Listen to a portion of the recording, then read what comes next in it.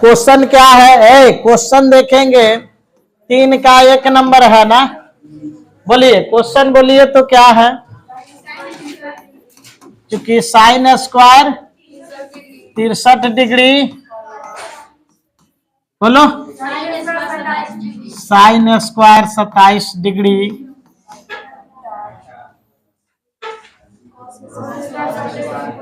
Cos square plus cos square 73 degree. ये आपको दिया है, इसका मान निकालना है, यही ना, या हल करना है। तो यहाँ पे अगर हम देख रहे हैं, सॉल्व लिख लीजिएगा। यहाँ पे अब पहले तो देखना है थीटा के जगह पे क्या है। थीटा के जगह पे 63 डिग्री है, यहाँ क्या है 27 डिग्री है। थीटा के जगह पे हमने देखा कि संख्या लिखा हुआ है डिग्री में, तो एक जगह 63 डिग्री है, एक 27 डिग्री, यानी दोनों दो किस्म के है कि नहीं है, एक जैसा नहीं है। उसके बाद हमने देखा त्रिकोणमितीय अनुपात क्या है, तो यहाँ पे साइन स्क्वायर है, यहाँ भी क्या है साइन स्क्वायर है।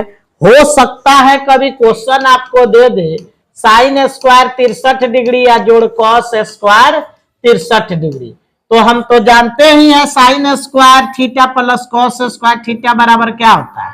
चाहे थीटा के जगह कुछ भी हो, लेकिन दोनों के जगह क्या हो, सेम सेम हो। बोलिए बताए हैं, लेकिन वैसा इसमें नहीं है।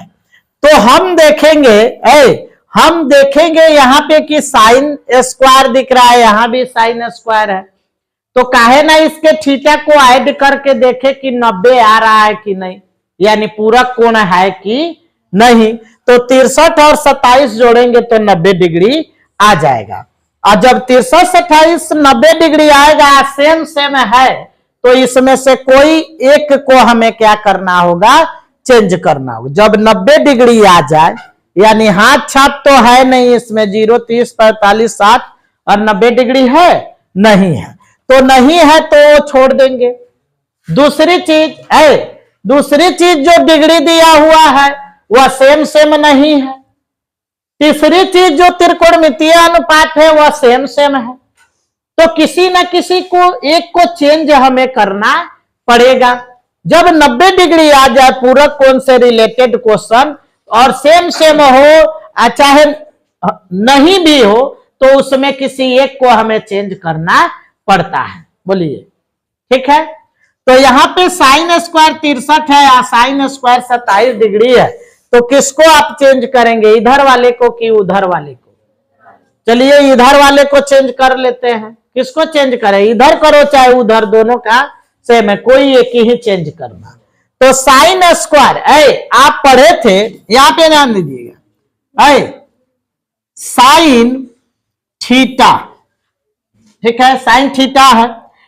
तो यहां पे अगर थीटा के जगह पे क्या आ जा रहा है 63 डिग्री, तो आप क्या लिखते थे, आप लिखते हैं साइन 63 डिग्री, तो 63 डिग्री का पूरक कोण क्या होता है बताइएगा, 90 डिग्री माइनस 63 डिग्री। आज जब पूरक कोण लिखेंगे तो साइन किससे संबंधित है, कॉस से। पूरक कोण में साइन किससे संबंधित है, कॉस से। तो यहाँ पे अगर स्क्वायर लिख दे रहा है तो हम भी यहाँ पे क्या करेंगे, जिसको चेंज करना है उसको आप लिख लेंगे। हमने कहा था घात बढ़ेगा तो कोई इफेक्ट नहीं पड़ता है, पड़ेगा क्या, नहीं पड़ेगा। तो हम क्या करेंगे, ध्यान दीजिएगा, यहाँ पे साइन 63 डिग्री है, तो यहाँ पे हमारा हो जाएगा कॉस स्क्वायर 90 डिग्री और माइनस 63 डिग्री, अब प्लस जो है सो रहेगा, साइन स्क्वायर 27 डिग्री रहेगा। सेम एज कहा, नीचे भी देख लीजिए, 17 73 जोड़िएगा तो 90 डिग्री आ जाएगा। और कॉस यहाँ पे जो है वह क्या है, सेम त्रिकोणमितीय अनुपात है, लेकिन इसका घात दोनों में 2 है तो है। जब 90 आ गया तो किसी एक को चेंज कर देंगे, पहला को चेंज कर लीजिए। अगर हम देखते हैं कॉस 17 डिग्री, तो 17 डिग्री का पूरक कोण क्या होता है, 90 डिग्री माइनस 17 डिग्री। आ कॉस किसके साथ पूरक में होता है? साइन। साइन का पूरक कॉस और कॉस का पूरक साइन में होता है। जैसे भी याद रखिए, रखना है। यहां केवल घात क्या लगाया है? 2, तो यहां भी क्या लगाएगा? 2। कोई दिक्कत? तो यानी कॉस स्क्वायर 17 डिग्री के जगह हम लिख सकते हैं sine square 90 degree minus 17 degree. बोलिए हो सकता है कि नहीं हो सकता? तो बताइए यहाँ पे हम क्या लिख सकते हैं? Sine square 90 degree minus 17 degree. कोई एक गो चेंज करना है कि दोनों चेंज करना है? जब 90 डिग्री आ जाए तो कोई एक ही चेंज करना है। तो बताइए, तो फॉर्मूला कॉस स्क्वायर यहाँ पे है और 90 डिग्री में से 63 घटेगा, दोनों डिग्री नो है, तो घटेगा कि नहीं घटेगा? घटेगा। तो कॉस स्क्वायर रहेगा, 90 में से 63 जाएगा, क्या बचेगा? अब प्लस यहाँ क्या बच गया? 27 डिग्री। अब बटा यहाँ क्या होगा? साइन स्क्वायर रहेगा, 90 में से 17 जाएगा, क्या होगा? 73 डिग्री। अब पहले से कौन है यहाँ पे? Cos square 73 degree. एक बात बताइए, अभी अभी हुआ कि कितने फार्मूले आपसे हमने सुने और उसी फार्मूला में से आपको एक मिला कि नहीं मिला? Sine square theta plus cos square theta बराबर क्या होता है? Cos square theta plus sine square theta बराबर क्या होता है?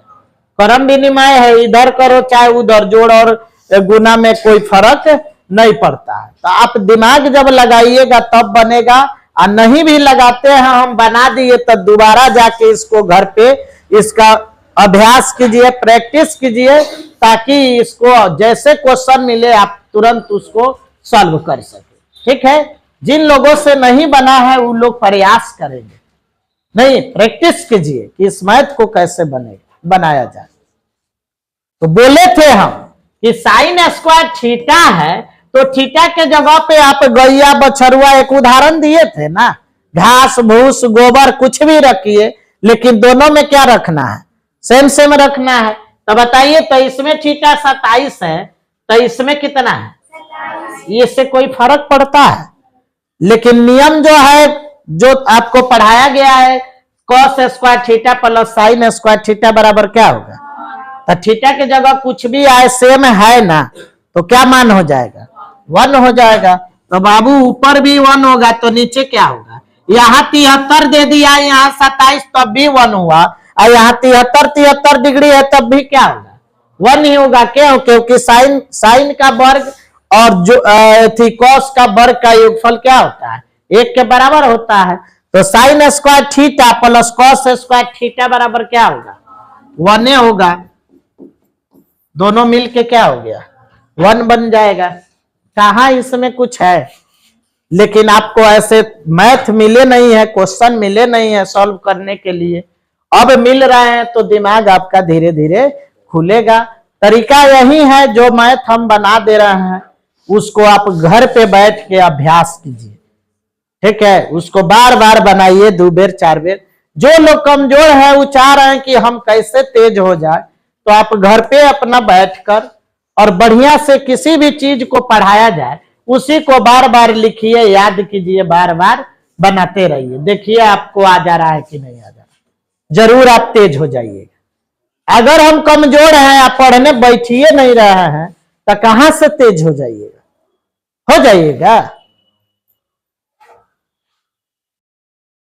पॉकेट में पैसा भी नहीं है और कमाने हम जाएंगे नहीं, और छिपा ठूस के घर में बैठा रहेंगे, समस्या दूर होगी?